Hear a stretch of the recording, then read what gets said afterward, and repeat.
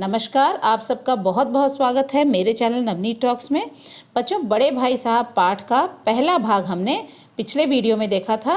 आज उसी पाठ को आगे बढ़ाते हुए हम देखते हैं कि इस कहानी में और क्या कुछ घट रहा है। तो आइए शुरू करते हैं। अब इसके बाद है, लेखक का अपने मन पर काबू नहीं रहता। बड़े भाई साहब की डांट फटकार के बाद लेखक जो है टाइम टेबल भी बना लेते हैं, लेकिन फिर भी उस टाइम टेबल को वो फॉलो नहीं कर पाते। और यहाँ पर लेखक जो है उनका मन अपने काबू में नहीं है। अब उनका मन कहाँ रहता है, क्या करना चाहता है, आइए देखते हैं। मैदान की सुखद हरियाली, मैदान की सुखद हरियाली। अब यहाँ पर जैसे ही मैदान की सुखद हरियाली की याद उन्हें आती है, उनका मन फिर से हॉस्टल के मैदान में जाकर खेलने का होने लगता है। मैदान के हरे भरे पेड़ पौधे, मैदान की हरी हरी घास, ऐसा लगता है ये सारी चीज़ें उन्हें बुला रही हैं।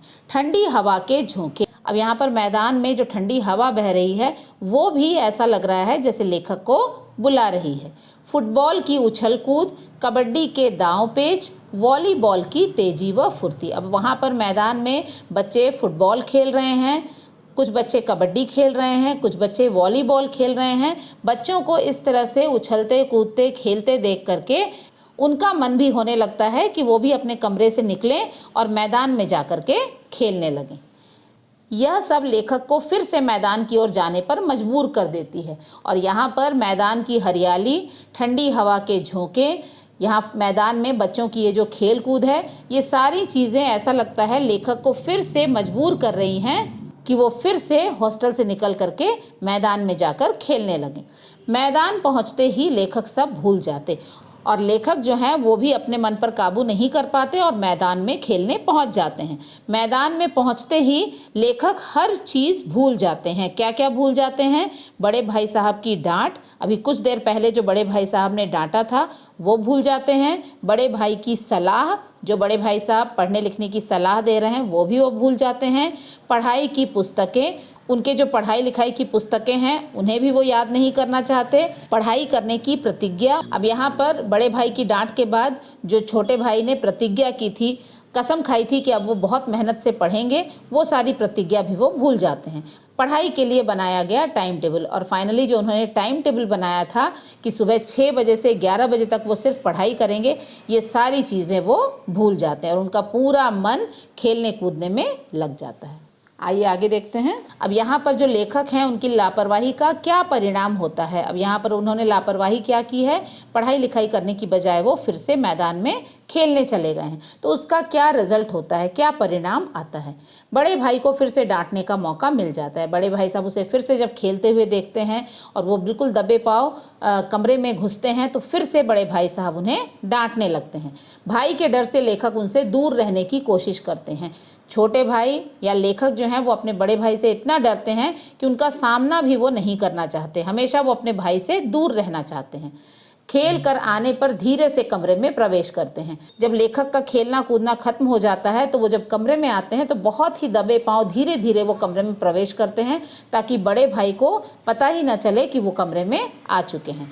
हमेशा बड़े भाई की डांट का डर बना रहता है। लेखक जो है वो खेलना कूदना नहीं छोड़ सकते और इसी कारण हमेशा उन्हें ये डर लगा रहता है कि भाई साहब जैसे ही उन्हें खेल कर आता हुआ देखेंगे वो उन्हें डांटने लगेंगे। तो यहाँ पर उनकी डांट का डर जो है हमेशा लेखक को बना रहता है। बड़े भाई की डांट के बाद भी लेखक खेलने से स्वयं को रोक नहीं पाते। लेखक जो है मैदान में जाकर खेलना नहीं छोड़ पाते। अब इसके बाद वार्षिक परीक्षा का परिणाम। वार्षिक परीक्षा का मतलब है एनुअल एग्जाम। तो यहाँ पर वर्ष के अंत में फिर से वार्षिक परीक्षा होती है, एनुअल एग्जाम होता है और उसका परिणाम, परिणाम मतलब रिजल्ट, उसका रिजल्ट भी आ जाता है। तो आइए देखते हैं इसमें क्या होता है। सालाना इम्तहान हो गए, सालाना इम्तहान एनुअल एग्ज़ाम ये ख़त्म हो जाते हैं। भाई साहब फेल हो गए। अब बड़े भाई साहब जो हैं बहुत ही आश्चर्यजनक रूप से फेल हो जाते हैं। ऐसी किसी को संभावना नहीं थी क्योंकि वो बहुत ही अध्ययनशील थे, दिन भर वो पढ़ते रहते थे, लेकिन फिर भी बड़े भाई साहब फेल हो जाते हैं। लेखक पास हो गए और आश्चर्य की बात ये होती है कि लेखक जो हैं जो दिन भर खेलने कूदने में ही अपना समय लगाते हैं वो पास हो जाते हैं और केवल पास ही नहीं होते बल्कि लेखक अपनी कक्षा में प्रथम आते हैं। अपनी कक्षा में वो सबसे ज़्यादा अंक लाते हैं और कक्षा में प्रथम आते हैं। बड़े भाई और लेखक के बीच 2 दर्जों का अंतर रह गया। अब यहाँ पर बड़े भाई साहब के फेल होने के कारण वो फिर से उसी कक्षा में रह जाते हैं और लेखक पास होकर के अगली कक्षा में चले जाते हैं। तो यहाँ पर अब दोनों भाइयों के बीच में केवल 2 कक्षा का 2 दर्जों का ही अंतर रह जाता है। आइए आगे देखते हैं। इसके बाद है कक्षा में प्रथम आने पर लेखक के व्यवहार में बदलाव। अब यहाँ पर ये बिल्कुल स्वाभाविक है कि बड़े भाई साहब जो दिन रात पढ़ाई लिखाई पर इतनी ज़्यादा लेक्चर दिया करते थे और स्वयं भी इतनी मेहनत करते थे, वो फेल हो जाते हैं और लेखक जो हैं वो खेलने कूदने के बाद भी पास हो जाते हैं। तो इस चीज़ के कारण लेखक के व्यवहार में, उनके स्वभाव में धीरे धीरे बदलाव देखा जाता है। अब यहाँ पर भाई द्वारा डांटे जाने का बदला लेना चाहते हैं। अब लेखक के अंदर कहीं ना कहीं भाई के द्वारा डांटे जाने का गुस्सा भी भरा हुआ है। वो चाहते हैं कि जो भाई ने उन्हें इतनी डांट फटकार लगाई है उसका वो बदला लें। फेल होने के कारण बड़े भाई पहले ही दुखी थे, लेकिन यहाँ पर लेखक देखते हैं कि फेल हो जाने के कारण बड़े भाई जो हैं पहले ही दुख में डूबे हुए हैं। लेखक को भी उनसे हमदर्दी होने लगी। अब यहाँ पर लेखक को भी अपने बड़े भाई को देखकर दुख होने लगता है कि फेल होने के कारण वो बहुत ज़्यादा दुखी हैं। प्रथम आने के कारण लेखक का आत्मसम्मान भी बढ़ गया। अब यहाँ पर कक्षा में प्रथम आने के कारण लेखक के अंदर जो एक आत्मसम्मान की भावना थी वो भी कहीं ना कहीं बढ़ जाती है। वो ये समझने लगते हैं कि इतना खेलने कूदने के बाद भी मैं इतना बुद्धिमान हूँ कि मैं फिर भी पास हो गया, और पास ही नहीं हुआ बल्कि कक्षा में प्रथम भी आया हूँ। लेखक को स्वयं पर अभिमान होने लगा और कहीं ना कहीं उन्हें अपने ऊपर ही घमंड होने लगा कि मैंने कितने अच्छे नंबरों से कक्षा पास कर ली है। भाई साहब का लेखक पर दबदबा अब कम हो गया और यहाँ पर भाई साहब जो पहले से ही दुखी हैं, अब वो लेखक पर जो रौब था, उनका जो उनका डर था, वो भी धीरे धीरे कम होने लगा। लेखक के रंग ढंग बिल्कुल ही बदल गए और लेखक के जो रंग ढंग मतलब उनका जो व्यवहार है वो भी अब धीरे धीरे बदलने लगा था। जो पहले वो बहुत डरे डरे रहते थे, अब उनका डर जो है बिल्कुल जाता रहा था। लेखक आज़ादी से खेलने कूदने लगे और यहाँ पर लेखक जो है अब खेलने कूदने के मामले में अब बड़े भाई साहब से बिल्कुल भी नहीं डर रहे थे। जब उनकी मर्जी होती थी बहुत ही आज़ादी के साथ वो जाकर खेलने कूदने लगे थे। आइए आगे देखते हैं। इसके बाद है लेखक के बदले व्यवहार का भाई साहब पर असर। अब यहाँ पर लेखक का जो व्यवहार बदल रहा था वो भाई साहब को भी कहीं ना कहीं नज़र आ रहा था। अब इस बदले हुए व्यवहार का भाई साहब पर क्या असर हुआ था? लेखक के स्वभाव में आए परिवर्तन को समझ गए। अब यहाँ पर लेखक के बदले हुए स्वभाव को देख करके भाई साहब बिल्कुल समझ गए थे कि अब लेखक जो है उनसे डर नहीं रहे बल्कि वो आज़ादी के साथ और भी ज़्यादा खेलने कूदने में लग गए हैं। लेखक फिर खेल कर कमरे में आए। अब एक दिन फिर ऐसा हुआ कि लेखक जो है खेलने कूदने के बाद बहुत ही आराम से कमरे में आए। भाई साहब ने लेखक को फिर से डांटना शुरू किया। यहाँ पर भाई साहब से ये सारी चीज़ें देखी नहीं जा रही थी कि लेखक जो है पूरा पूरा दिन फिर से खेलने में लगा रहे थे।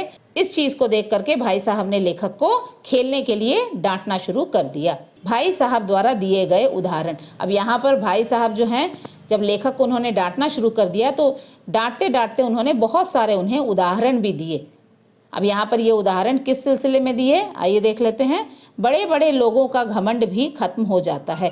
बड़े भाई साहब जो हैं वो बिल्कुल देख रहे थे कि अपने प्रथम आने का छोटे भाई को घमंड हो गया है, इसीलिए उन्होंने उससे कहा कि ऐसे बहुत सारे बड़े बड़े लोग हुए हैं जिन्हें अपनी ताकत का, अपनी शक्ति का घमंड था, लेकिन समय के साथ ये सारा घमंड खत्म हो जाता है। लेखक की क्या औकात है। अब उन्होंने लेखक से कहा कि तुमने सिर्फ एक कक्षा पास कर ली है, थोड़े बहुत अच्छे नंबर तुम्हारे आ गए हैं, उसका तुम्हें जो घमंड हो गया है ऐसा तुम्हें नहीं करना चाहिए।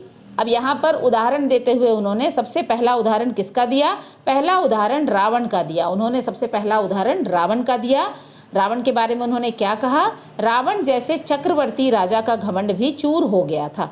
अब यहाँ पर तीनों लोकों पर राज करने वाले राजा को चक्रवर्ती राजा कहा जाता है। तो यहाँ पर रावण जो चक्रवर्ती राजा था, इतना शक्तिशाली था, हर कोई उसे अपना राजा मानता था, उसका घमंड भी एक समय के बाद चूर हो गया था। रावण भूमंडल का स्वामी था। अब रावण को पूरे भूमंडल, पूरे यूनिवर्स का स्वामी माना जाता था, पूरे ब्रह्मांड का स्वामी माना जाता था।